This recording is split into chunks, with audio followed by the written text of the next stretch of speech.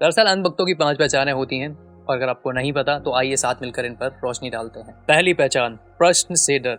अंधभक्त प्रश्न नहीं करता और जो प्रश्न करे उसे भी पसंद नहीं करता। प्रश्न विश्वास की परीक्षा लेते हैं, इसलिए वह कहता है इतना मत सोचो, बस मान लो। जहाँ प्रश्न अपराध बन जाए समझ लीजिए वहाँ अंधभक्ति जन्म ले चुकी है। दूसरी पहचान, व्यक्ति सत्य से बड़ा हो जाता है। यहीं से सोच मरना शुरू हो जाती है। अंधभक्त पहले नहीं पूछता क्या कहा गया, वह पहले देखता है किसने कहा है। अगर उसका गुरु बोले, नेता बोले, धर्मगुरु बोले तो बिना प्रमाण स्वीकार। अगर वही बात कोई दूसरा कह दे तो बिना सुने अस्वीकार। उसके लिए तर्क नहीं, चेहरा निर्णायक होता है। तीसरी पहचान, पढ़ने से दूरी। एक सवाल पूछिए, जिस विचार की रक्षा कर रहे हो क्या उसे पढ़ा भी है?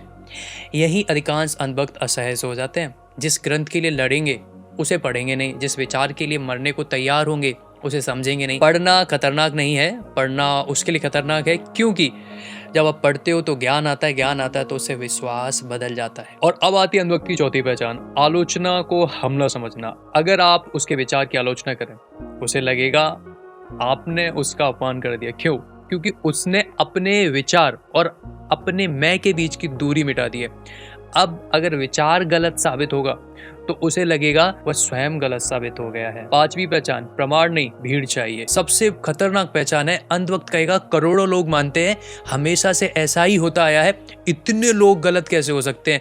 लेकिन सत्य कभी मतदान से तय नहीं हुआ है। अगर बहुसंख्यक होना ही सत्य का प्रमाण है तो इतिहास में कोई नई खोज, कोई क्रांति, कोई सुधार कभी सफल हो ही नहीं पाता। सत्य का संबंध प्रमाण से है, संख्या से नहीं। हजारों हो या लाखों गलत हो सकते हैं। याद रखिए, अंधभक्त वह नहीं जो किसी धर्म में है, अंधभक्त वह है जो अपने विश्वासों की परीक्षा लेने से डरता है, क्योंकि उसके लिए सत्य से बड़ा उसका विश्वास है। और जिस दिन किसी मनुष्य के लिए उसका विश्वास सत्य से बड़ा हो जाए, समझ लीजिए उसकी बुद्धि का विकास रुक चुका है। श्रद्धा जो होती है वो प्रश्नों से नहीं डरती। दरअसल अंधभक्ति ही एक ऐसी चीज है जो अपने विश्वासों पर प्रश्न करने से भी डरती है।